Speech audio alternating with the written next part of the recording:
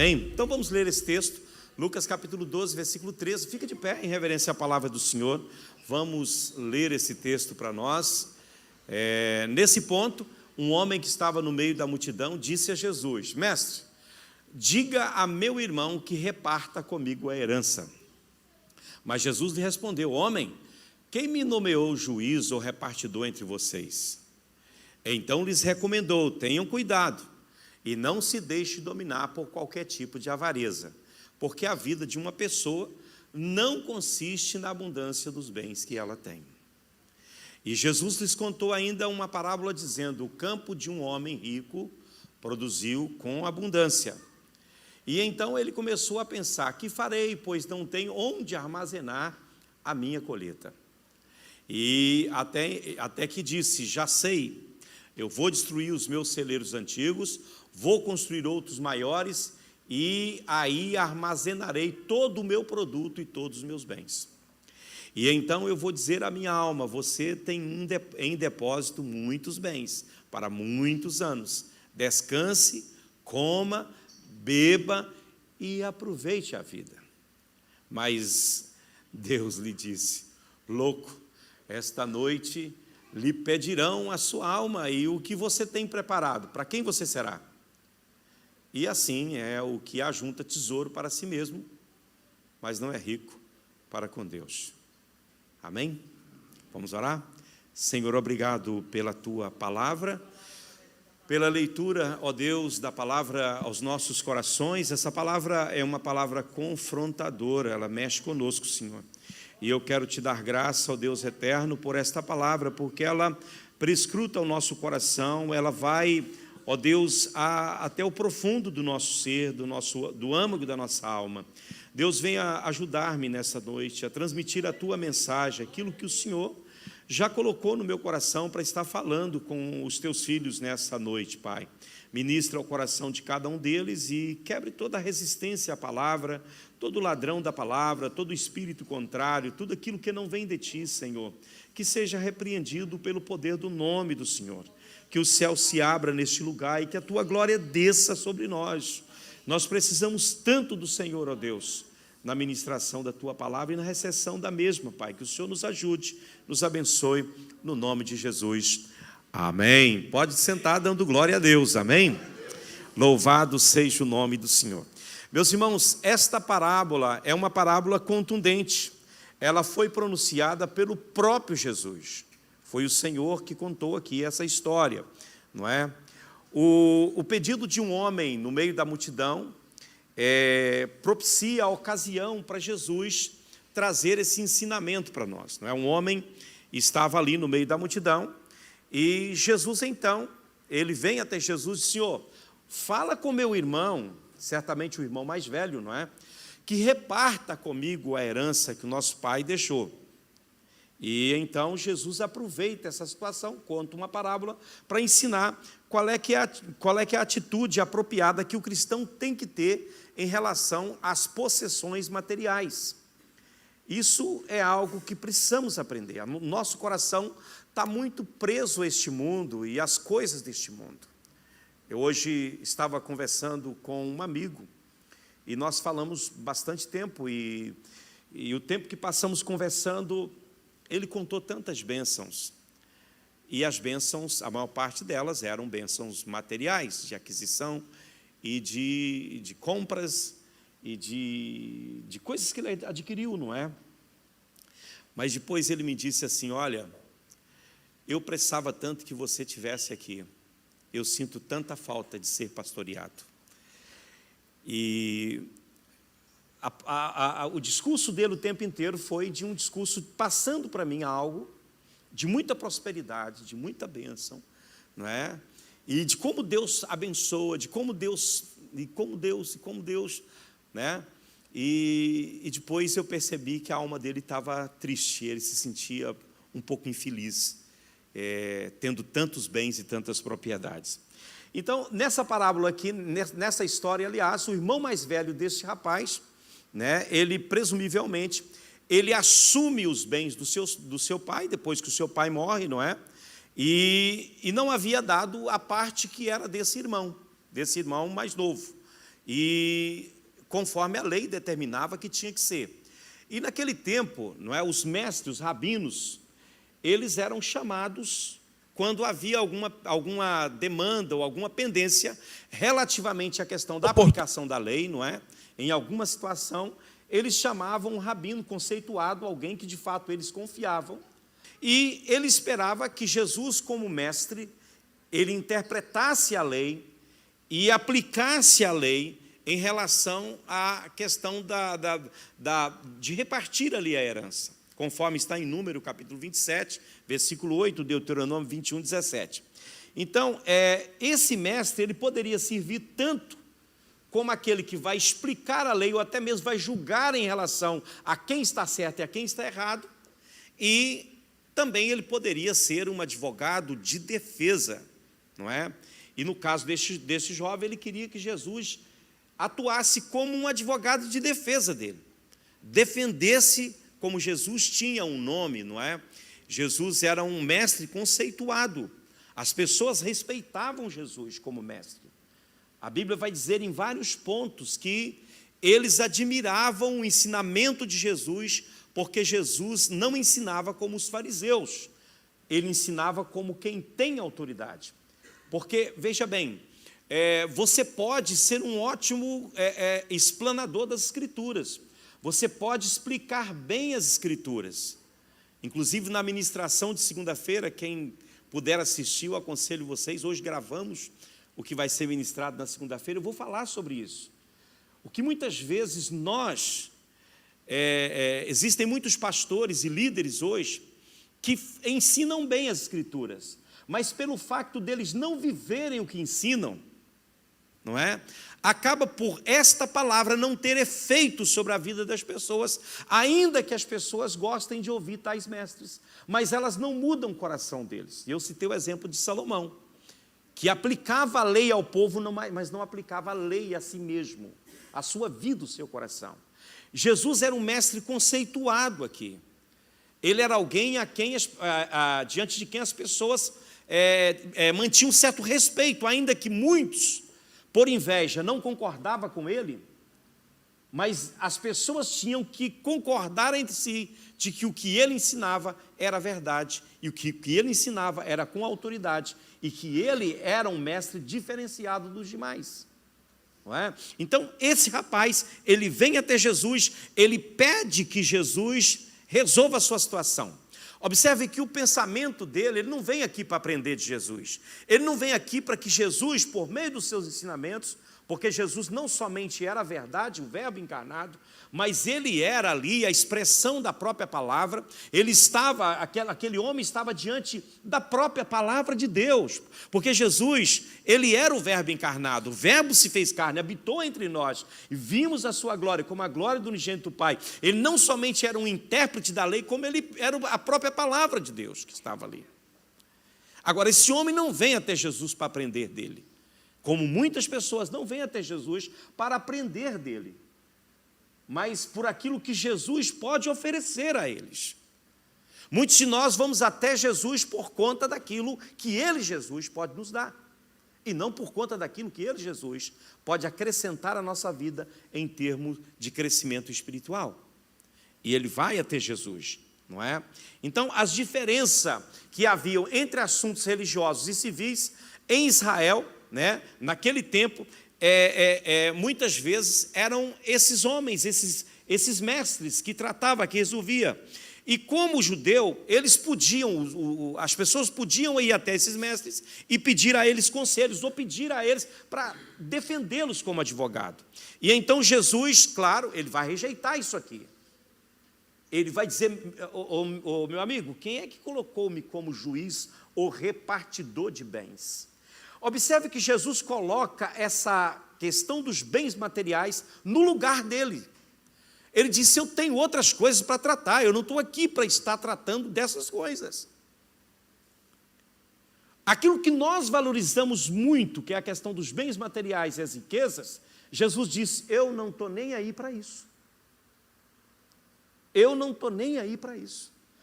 Então, hoje, por que nessas igrejas, aonde o foco é levar as pessoas está mais entrelaçado com a terra e com as coisas do mundo, eles não gostam dos ensinamentos de Jesus. Porque Jesus, ele pegava pesado em relação a essas situações, onde pessoas estavam mais interessadas em coisas que Deus pode lhes oferecer, do que nele próprio, do que no próprio Jesus. Jesus quer que as pessoas vão até ele por conta daquilo que ele é, não por conta daquilo que ele pode oferecer. Não é? Então aquele homem não estava nem um pouco interessado naquilo que ele poderia aprender com Jesus, mas naquilo que Jesus poderia acrescentar em termos de valores, né, nos cofres dele. E há alguns intérpretes que dizem até que essa parte da herança desse irmão era do irmão, não era já a parte dele, ele já tinha recebido, já tinha gastado. E agora ele vem pedir para Jesus obrigar o irmão a dar para ele aquilo que é do irmão. Alguns interpretam assim. E isso seria mais grave ainda. Cairíamos nessa questão de muitos hoje, né? Que ao olhar para aquilo que é dos outros, deseja, cobiça. É ou não é?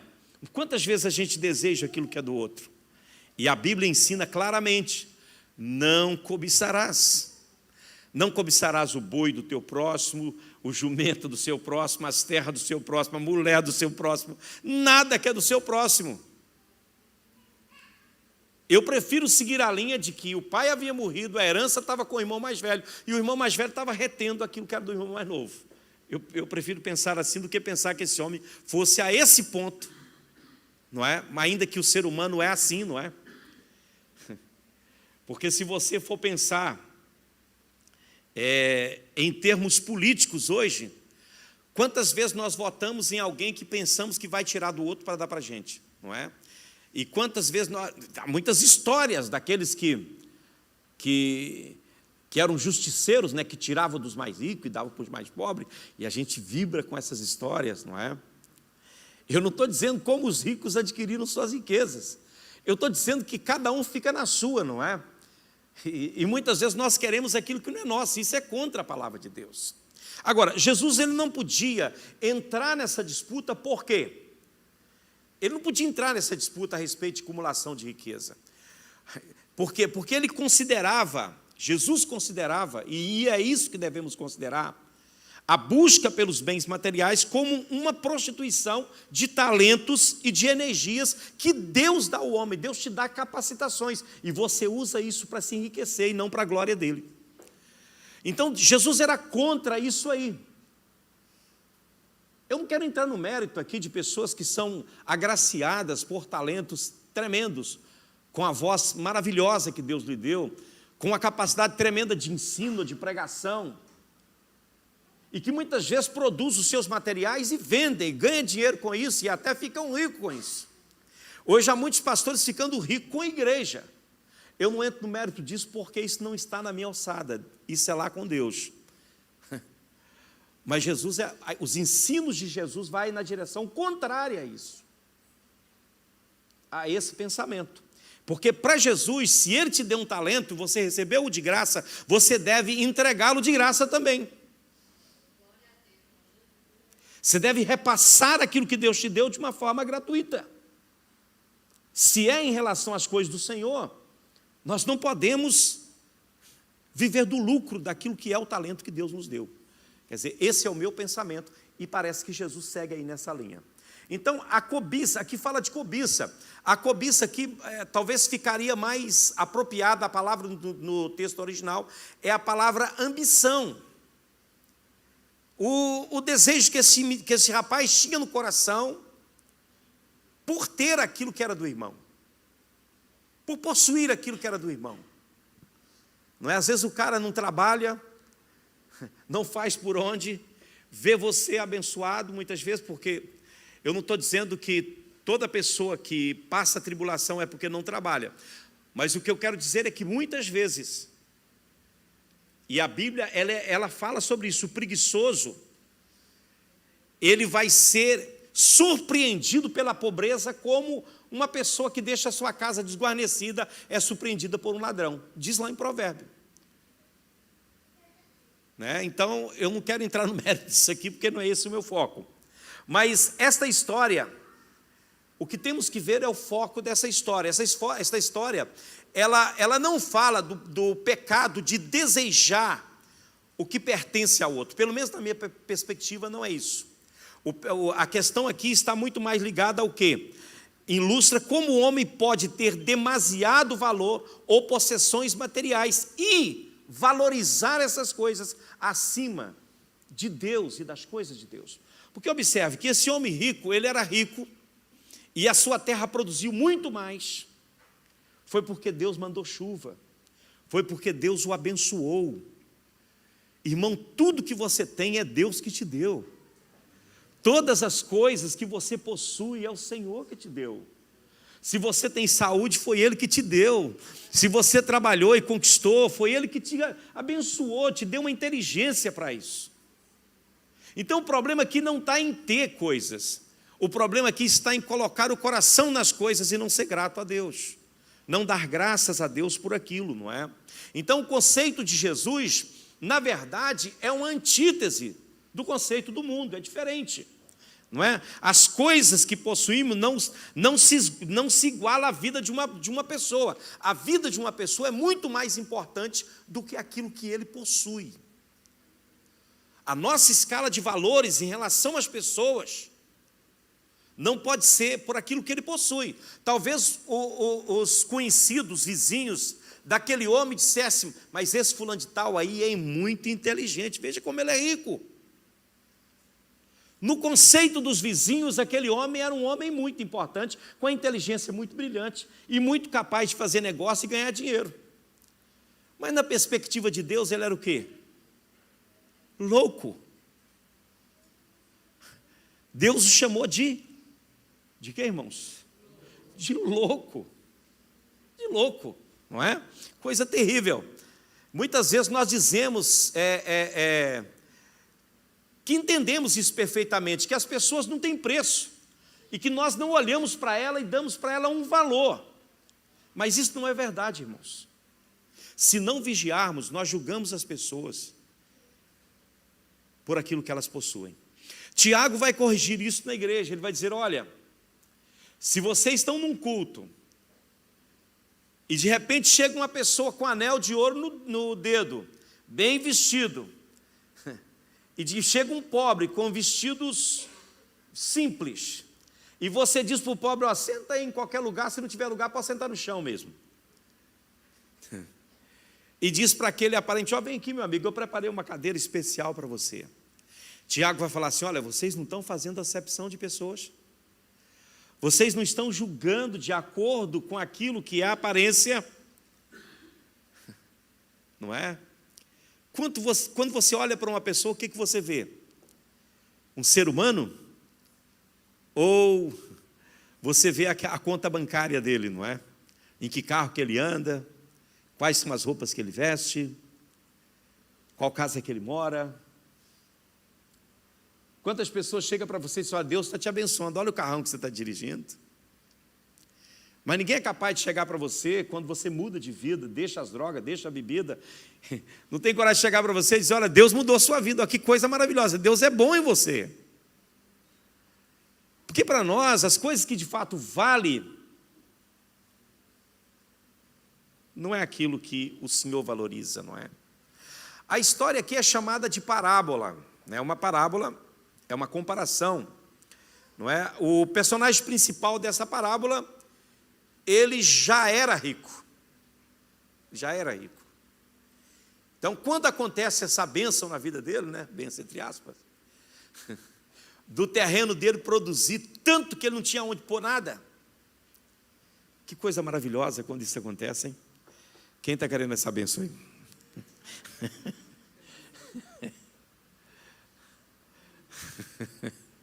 O missionário, né, todo dia olha na conta para ver se entrou alguma coisa. Não entrou nada. Oh, meu Deus. Manda, Senhor.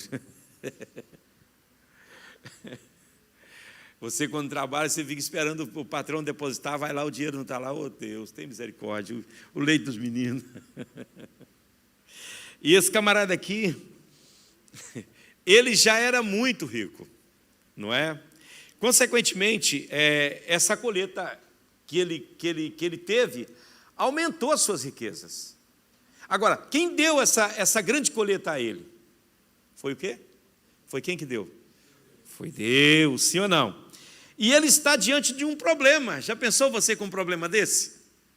Rapaz, eu ganhei tanto dinheiro esse mês que eu nem sei em qual conta que eu vou pôr, né? Se é nessa, se é naquela outra. Hã? Eu estou com tanto dinheiro que eu não sei onde eu gasto esse dinheiro, rapaz. Eu acho que eu vou, sei lá, fazer umas compras em Nova York, vou hoje, volto amanhã cedo, né? Irmãos, esse homem, Deus tinha o abençoado de uma maneira tremenda. Qual deveria, ele nem deveria fazer essa pergunta, o que é que eu vou fazer? Não é? Ele já deveria, em gratidão a Deus, falar, não, eu vou fazer o seguinte, meus vizinhos são mais pobres que eu, deixa eu ajudá-los. Eu vi lá uma pessoa que precisa, deixa eu ajudá-lo. Mas ele não faz isso, não é? Ele não consulta Deus para saber o que fazer. Quantos de vocês consultam Deus quando recebe uma bolada assim? A pastor nunca recebi essa bolada aí. Estou ainda à espera dela, não é? Uma passagem na Bíblia interessante de um personagem da Bíblia que recebeu uma bolada, rapaz, acima daquelas boas, não é? Sabe daquela que daria para ele aposentar tranquilo, sossegado, sem preocupar com o futuro? E Jesus chegou para ele e falou assim, ô fulano, você me ama mais do que esses aí?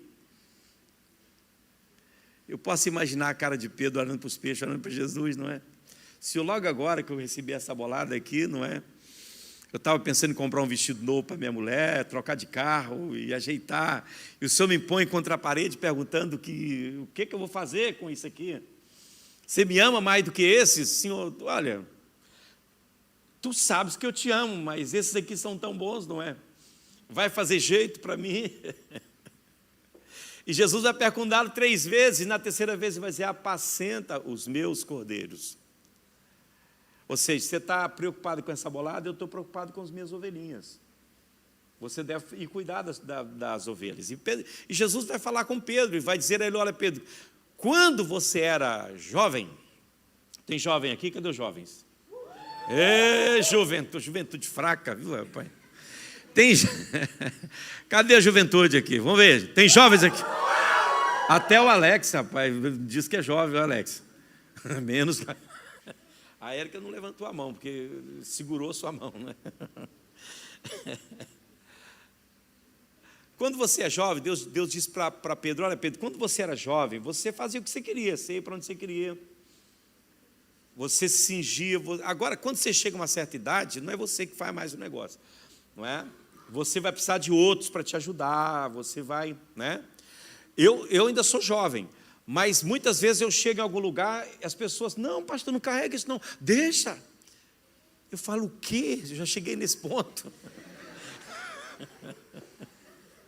Nós estávamos trabalhando na base essa semana, na quarta-feira, e tinha que carregar carrinho de concreto, porque o caminhão despejou o concreto, a gente tinha que colocar o concreto rápido para não secar. E os meninos novos falaram, não, pastor, o senhor não vai carregar não, pelo amor de Deus, o senhor não aguenta. Falei, você não me conhece não. Aí peguei um carrinho, eles pegaram outro e fomos, por fim, eles revezavam entre eles, porque não estavam dando conta. E eu ainda estava carregando carrinho de concreto muitas vezes. Não estou me gravando, mas a minha esposa está ali, que não... A Safira está ali.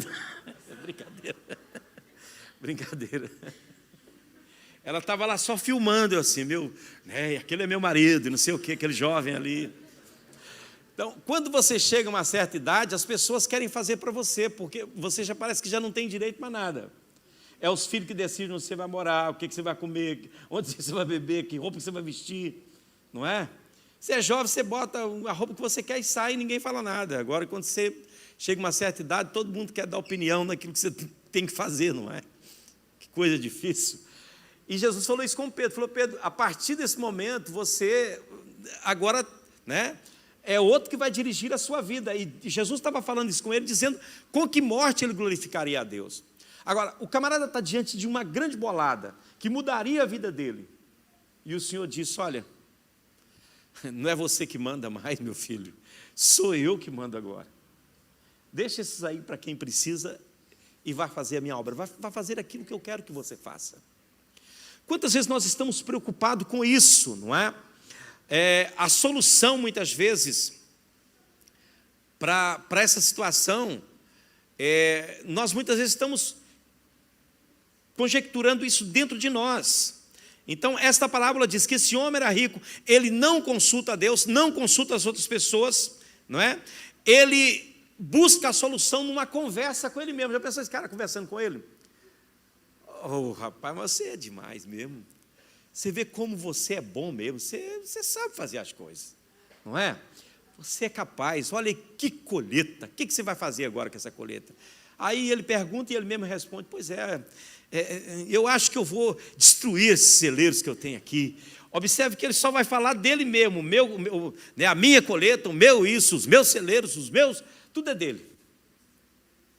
E ele, no bate-papo com ele ali, ele fala, porque quando nós nos tornamos avarentos, nos tornamos também pessoas solitárias, que não queremos compartilhar com ninguém as coisas, porque achamos que as pessoas estão interessadas naquilo que é nosso. E nós não queremos dividir com ninguém.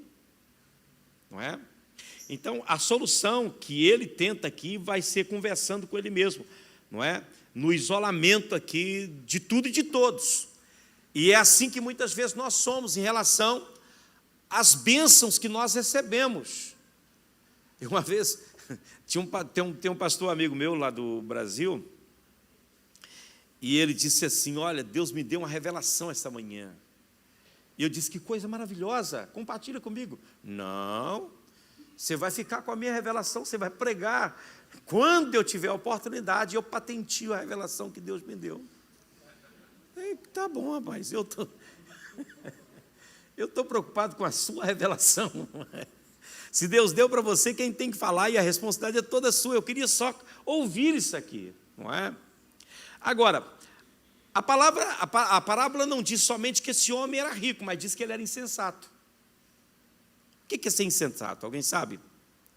Isso é muito significativo aqui, porque o pecado aqui não está em riqueza. Porque Jesus não condena por ser rico, condena por ser insensato, não é? Condena pela insensatez, não é?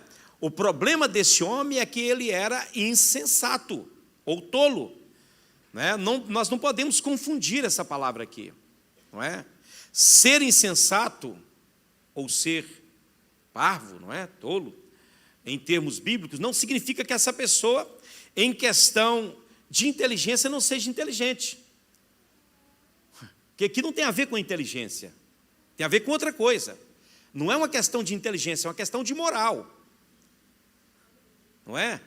O que está sendo dito aqui não tem a ver com inteligência. Deus não está julgando ele por ser inteligente. Porque as pessoas, por mais inteligentes que elas sejam, existe ainda algo de tolice nas suas vidas. Não é? Há muita tolice até mesmo nos inteligentes. E esse homem não está sendo condenado aqui por falta de inteligência. Não, senhores.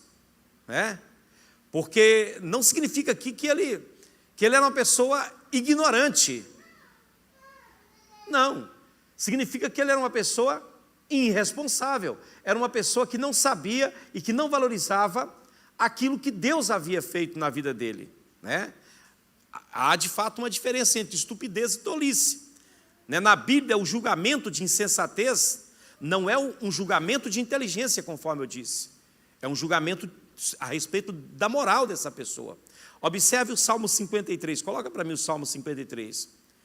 Nós lemos aqui no Salmo 53 o quê? Que o tolo, o insensato, ele vai falar o quê? Diz o insensato onde? No seu coração, não a Deus. O que o insensato diz? Ele estudou tanto, ele é tão inteligente que chegou à conclusão de que não a Deus. Não é? Não a Deus. Corrompem-se, praticam a iniquidade, já não há quem faça o bem. Aí depois você lê o Salmo 53 todo, né? Aí vai dizer que dos céus Deus vai olhar para os filhos dos homens e tal, vai por aí.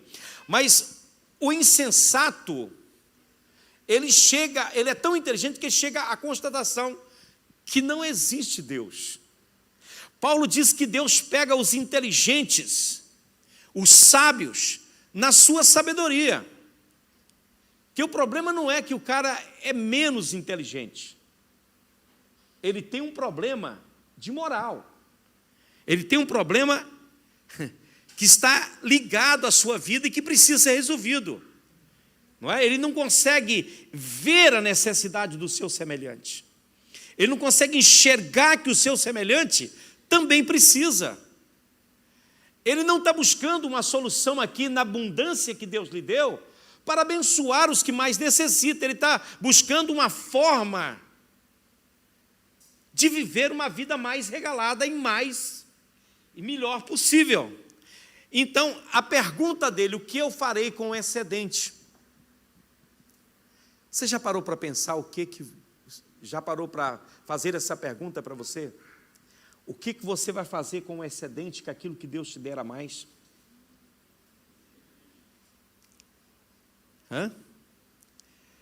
Quando a gente morava no campo, e havia esse espírito de coletividade. Haviam vários pequenos sitiantes, e quando alguém matava um porco, ou matava algum animal em casa, dividia aquilo e levava para os vizinhos, cada um, né? E ficava também com a parte para si. E o vizinho, quando matava, fazia a mesma coisa. Era uma comunidade onde todo mundo pensava uns nos outros. Nós estamos olhando isso só para valores monetários, mas Deus está indo para além disso. Isso tem a ver com algo muito superior a isso aqui. Quando Deus te abençoa com algo, o que você faz? Você lembra de alguém? Você lembra do seu semelhante? Ele vai fazer essa pergunta aqui, né? Havia muitas coisas que esse homem podia fazer com esse dinheiro, sim ou não? Ele não precisava mais, ele era muito rico, irmãos. Mas ele queria mais. Mas a solução que ele achou foi a do egoísmo. E é isso que Jesus está combatendo aqui. É o egoísmo que entra no coração do homem, se aloja aí e impede o homem de ser humano. Nós somos capazes de passar diante de pessoas que necessitam e virar o rosto. Somos capazes de alguém que chega até nós precisando de uma ajuda e dizer: meu irmão, vem aqui, eu vou orar por você, e despedir essa pessoa com a barriga vazia e dizer que Deus te abençoa quando a nossa geladeira, nosso frigorífico está cheio.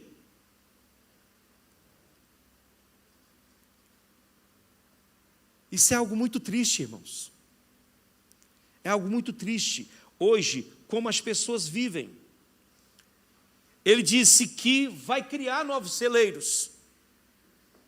E vai encher esses celeiros. Ao invés de encher estômagos. Saciar a fome dos necessitados. O que você tem feito para o seu irmão? Pastor, eu não tenho muita coisa. Mas, irmão, se você comer a semente, você vai passar fome. Se você semear, não é isso que a Bíblia diz em Eclesiastes? Lance o teu pão sobre as águas. Abençoe as pessoas, sejam generosas, irmãos. Ajude os necessitados. Ele fala de meus frutos, de meus celeiros, de meus cereais, de meus bens. Só que ele vai um pouco além. E agora ele dá um passo além e ele fala da sua alma. Ele vira para a sua alma e diz: minha alma, você tem muitos bens em depósito. Come, bebe, folga. Você tem muitos bens para muitos anos. Oh, que tolice. Que insensatez. Oh, Senhor. Aleluia. Alma aqui, irmãos, não é o espírito encarnado, significa a vida e descreve o homem como um ser humano. Ele está falando para ele mesmo: olha, você merece tudo isso, viva regaladamente, aproveite isso aí. Amém? Aproveite. O que interessa os outros? Você tem uma cama quente, por que interessa o mendigo que está lá dormindo em cima do papelão? Ah, ele fez por merecer ter aquela vida. Você tem comida na sua casa, e quantos não têm?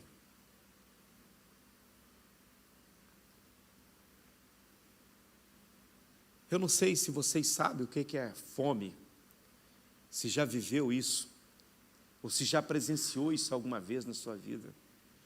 Crianças com fome, gente com fome. Uma coisa terrível, irmãos. Terrível. A vida pertence a Deus e está sob a administração de Deus. Você pode fazer o que você quiser fazer, mas você tem que entender que um dia você vai chegar diante de Deus e você precisa dar conta diante de Deus. Ok? O homem é na terra como um mordomo, ele é responsável por aquilo que Deus lhe entregou, por aquilo que Deus confiou em suas mãos. O homem da parábola aqui, ele chega ao ponto em que fica satisfeito, porque as suas possessões serão suficientes para anos e anos e anos. Anos e anos. Você não vê isso só na vida de pessoas ricas, você vê isso na vida de países ricos. País quanto mais rico, mais explora os países pobres. Agora, vocês acham que Deus não está vendo isso? Deus está vendo, irmãos. Esse homem alcançou sua meta. Era um homem de sucesso. E ele decide fazer sua aposentadoria aqui. Os muitos anos, agora que viriam na sua vida, não tinha mais problema, estava tudo bem. Porque ele já tinha bens para comer por muitos anos, né? Deixa eu te dizer, irmãos, muitos bens não garantem muitos anos. Poucos bens não garante, não é sinal e sinônimo, significado de menos anos. Em Romanos capítulo 1, Paulo ele diz que os dois pecados básicos da raça humana caída são. Esses dois pecados estão na raiz de todos os pecados que você puder imaginar nessa vida. O primeiro pecado que Paulo diz, que está na raiz, e é o problema básico da humanidade, é a recusa de honrar Deus como Deus. O homem não honra Deus como Deus. Não honra. Porque se nós honrássemos Deus como Deus, nós cumpriríamos a sua palavra. Nós cumpriríamos a sua palavra, nós obedeceríamos o Senhor. Nós não o honramos com as nossas atitudes, não. E isso vai te levar a uma série de pecados ligados a essa situação de não honrar Deus como devia. Agora, você acha, irmão, que algum dia algum homem vai chegar no céu se não honra a Deus aqui? O céu não é para quem desonra a Deus, é para quem honra a Deus. E honrar a Deus é temê-lo, é respeitá-lo, é ouvir a sua voz e obedecer a sua voz, é cumprir aquilo que Ele, Deus, determinou que fizéssemos. Então, esse primeiro pecado está na raiz de muitos pecados na vida dos homens. E o segundo é a recusa de ser grato. A ingratidão é o segundo pecado que está na base, na raiz, na gênese de muitos pecados na vida dos homens. A ingratidão. Deus deu àquele homem, mas ele não era grato para com Deus. Não era grato, ele não era grato, ele pensava nele mesmo, ele só pensava nele. Deus colocou o dedo na minha cara e disse: olha, você precisa entender isso na sua vida. E o que acontece aqui nessa história? Deus interrompe o monólogo daquele homem. Aquele homem está conversando consigo mesmo, está dizendo: olha, alma, você tem muitos bens, pode comer, pode beber, pode folgar. E Deus interrompe-o e diz: louco, você vai morrer hoje. Os seus dias estão contados, terminou hoje. A sua senha vai ser chamada do outro lado da eternidade. Uau! A gente acha que isso só vai acontecer com os outros, não é? É ou não é? Deus disse: louco. O que é ser insensato, irmão? Você sabe o que é ser insensato? O insensato é um homem cujas decisões a respeito do presente não levam em consideração a possibilidade do futuro. Posso repetir? Vocês entenderam? Não? Vamos lá. O insensato, o homem insensato é o homem cujas decisões hoje, a respeito do dia de hoje, não levam em consideração aquele dia, aquele momento em que você vai ter que sentar diante de Deus.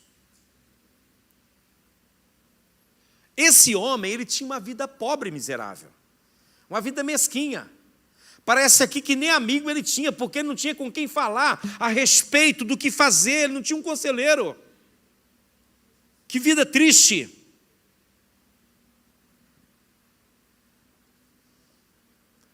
Insensato.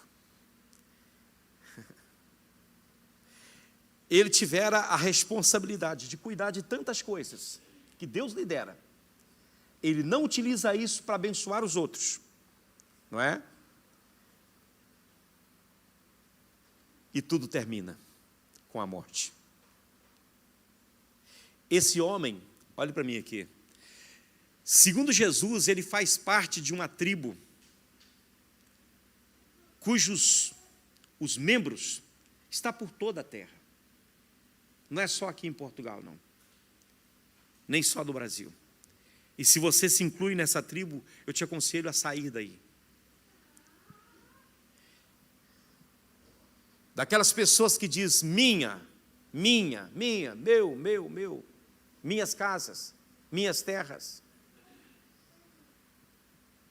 O problema é que, olha a ironia da coisa. Você diz, minha casa, minhas terras. Amanhã serão outros dizendo, minha casa, minhas terras. E o problema, a ironia da situação é que os dois estão falando da mesma coisa, só que em tempos diferentes. De quem, afinal, é isso aí? Quanta bobagem existe no coração do homem quando pensa assim. Quanta tolice existe em nós, em achar que o que temos vai fazer da gente pessoas diferentes, gente. O que muda a vida do homem é Deus na vida do homem. É Deus. Amém? É você ser grato a Deus por aquilo que Ele te deu. Seja pouco, seja muito. Seja fartura ou seja menos um pouco. Que você seja grato a Deus. Olhe para a sua família e agradeça a Deus. Que família abençoada é a minha. Tem defeito, tem problema, mas quem não tem problema? Olhe para a sua conta bancária, gorda ou magra. Pelo que eu olhei para vocês, mais magra do que gorda. E se esse é o seu caso, estamos juntos.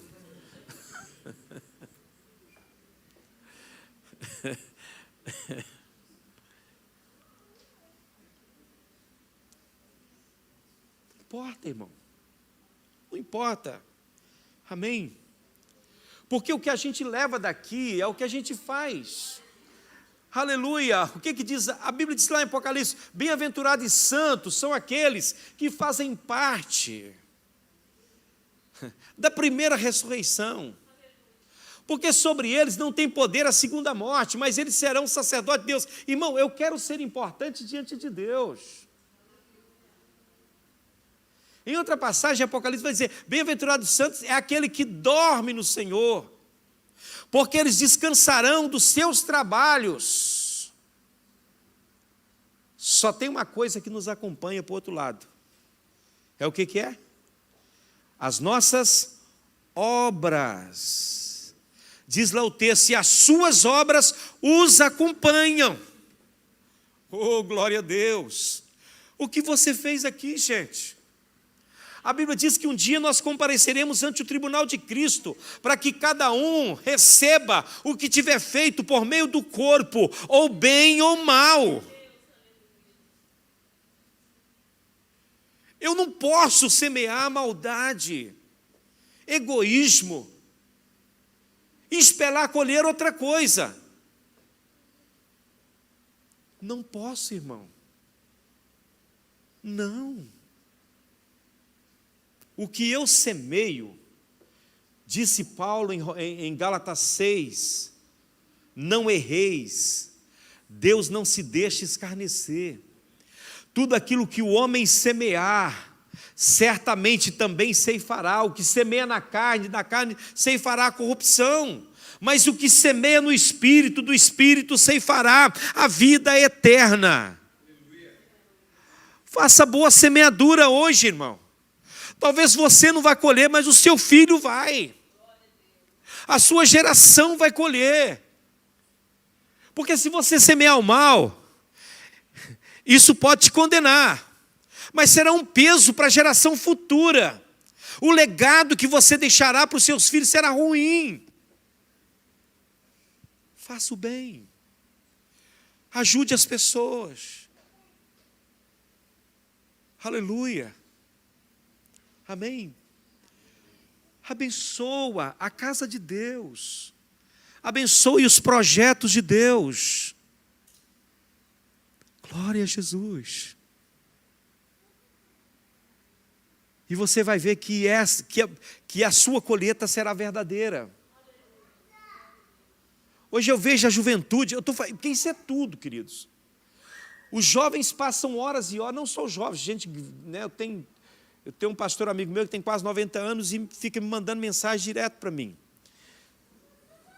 E só de política, me dá uma raiva. Eu não gosto de política. Não gosto desses negócios. Então, a pessoa fica lá. Jovem, Deus te deu tanto tempo. Invista o seu tempo fazendo coisa boa. Invista o seu tempo em servir as pessoas, ajudar as pessoas, fazer as coisas de Deus, porque você vai ver que Deus vai recompensar você. Aí de repente você começa a ter uma colheita ruim e você não sabe por quê. As notas não vão bem na escola. Alguma coisa aconteceu contigo. E você diz: de onde veio isso? Eu vou te dizer da semeadura que você fez. E o verso 21, eu quero encerrar com esse verso e só comentá-lo assim, não dá para aprofundar nele, que meu tempo terminou. O capítulo 12, versículo 21, que é o último verso. Cadê os secretários aí?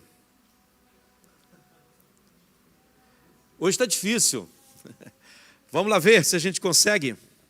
Lucas capítulo 12, versículo 21. Vocês estão no mesmo culto que eu? Então amém, bota para mim aí, por favor. Assim, é o que ajunta tesouro para si mesmo, mas não é rico para com Deus. Como é que se faz para ser rico para com Deus? Vocês sabem? Alguém sabe? Alguém sabe? Não sabe quem é rico como ser rico para com Deus?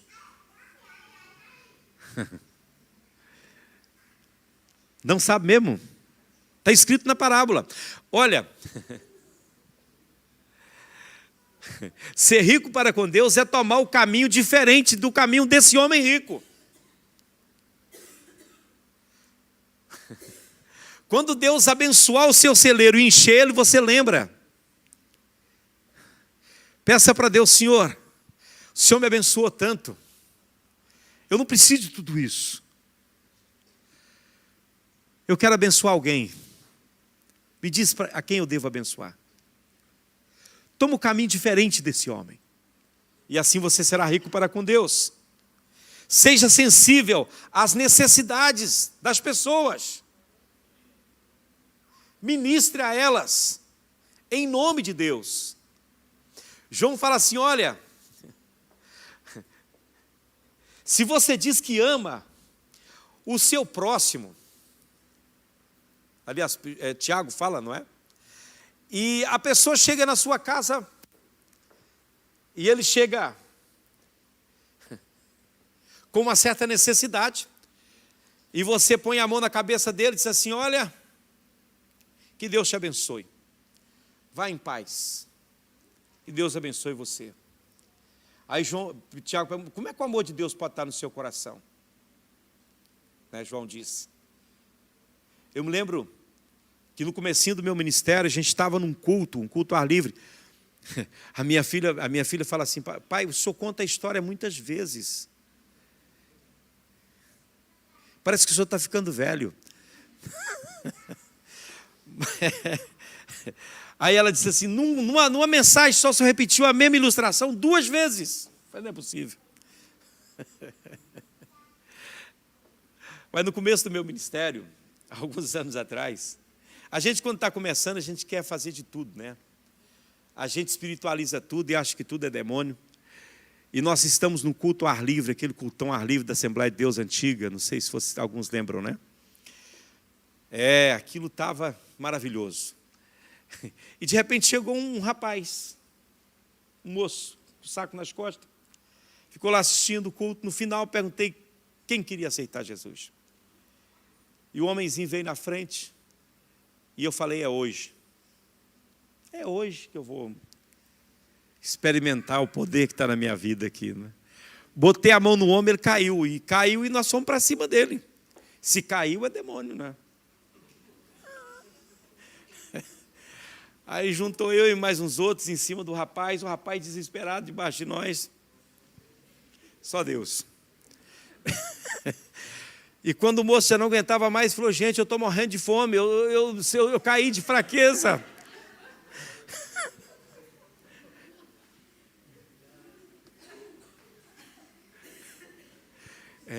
Vocês acham que é fácil a vida de pastor que está começando? Até você discernir o que é demônio e o que é fome.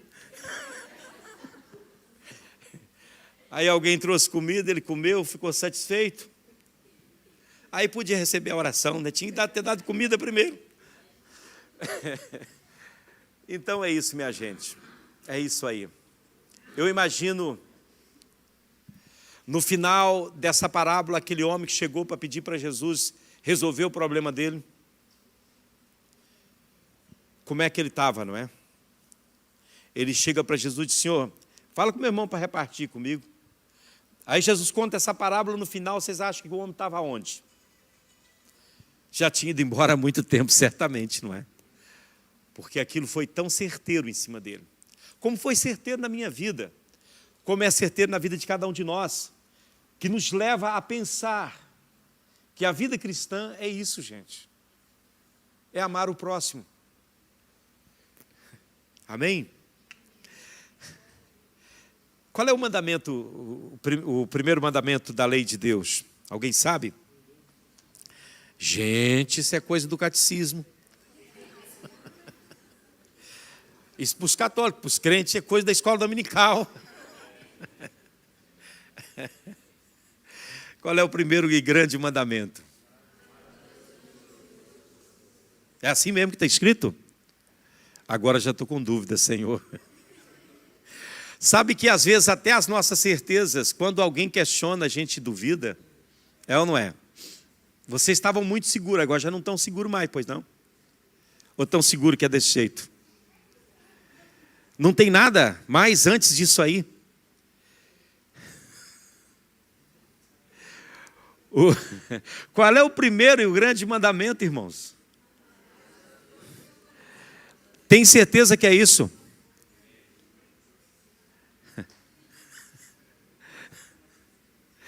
Os fariseus perguntaram para Jesus: Senhor, qual é o primeiro e o grande mandamento? E Jesus disse: o primeiro e o grande mandamento é: ouve, Israel, o Senhor teu Deus é o único Deus verdadeiro. Portanto, amarás o Senhor teu Deus de todo o teu coração, de toda a tua alma, com todo o teu entendimento e com todas as tuas forças. Alguém ama Deus aqui assim? Ama mesmo? De todo o coração, de toda a alma, de todo o pensamento.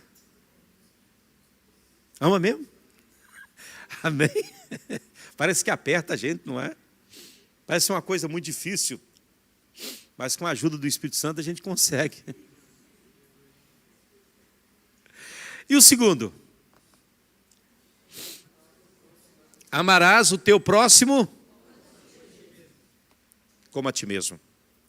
Amarás o teu próximo como a ti mesmo. Agora, a coisa complicada é que às vezes você não se ama. Parece que fica uma coisa difícil, não é? Quantos tiram as suas vidas? Quantas pessoas não cuidam de si mesmo? Come de qualquer jeito, vive de qualquer jeito. Já pensou se você for amar o seu próximo como você ama você? Eu só estou te fazendo pensar, é claro. Aí Jesus chega no capítulo 13 de João, ele diz assim: olha, um novo mandamento vos dou.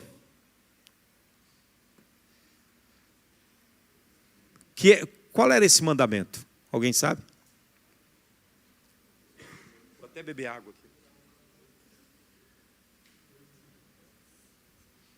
João capítulo 13. Um novo mandamento vos dou, que vos ameis uns aos outros como eu vos amei. Agora é diferente. Ou não? Mudou alguma coisa aqui? O que vocês acham? Eu lhes dou um novo mandamento, que vocês amem uns aos outros como? Ficou mais fácil, só que não. Assim como eu os amei, que vocês também amem uns aos outros. Agora, como é que Jesus nos amou? Dando a sua vida por nós. E Paulo, ele leva isso a sério, ele fala isso também. Jesus deu a sua vida por nós e nós devemos dar as nossas vidas pelos nossos irmãos. Então aí, gente, parece que ficou mais difícil, não ficou? Ou ficou mais fácil? Só que não. Ficou mais fácil, só que não é? Por aí. É assim que você tem que amar os outros. Você tem que amar como Jesus te amou. Não é fácil, não é? Eu acho que não. Eu tenho muita dificuldade com isso.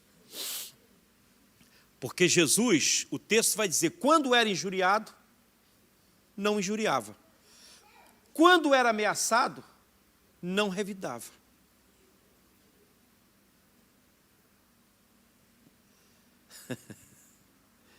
E Ele deu a sua vida por nós.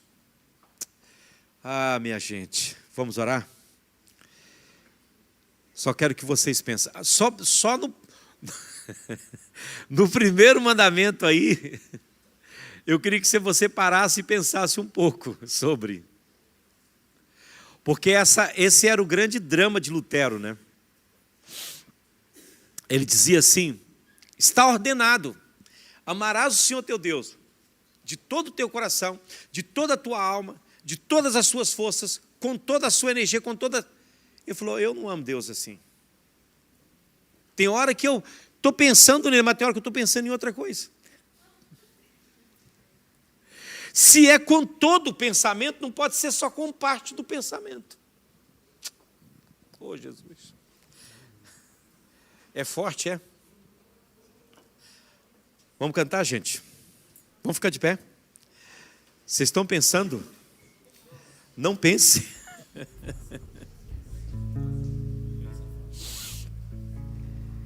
Olha, gente, o mundo vai conhecer que somos discípulos de Cristo quando nós amarmos uns aos outros.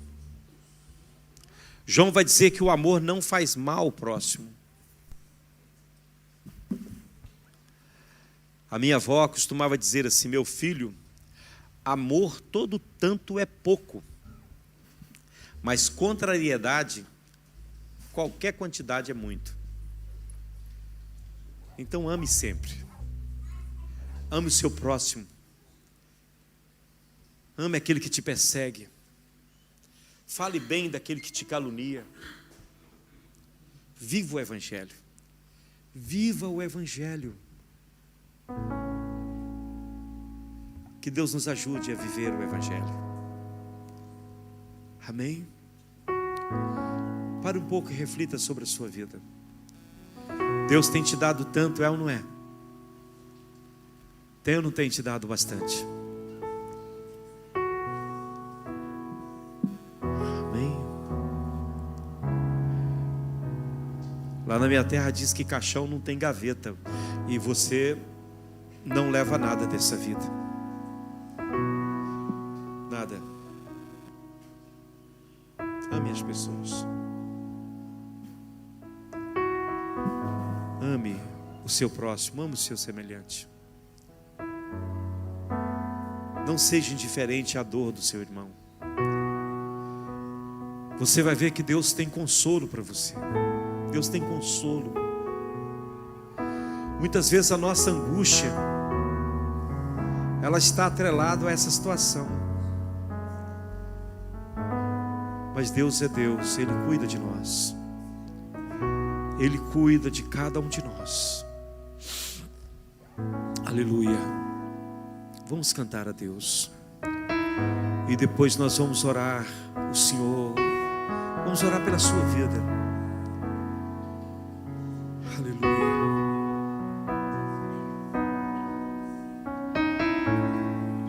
Sim, Jesus. Tira toda a avareza do nosso coração, Senhor.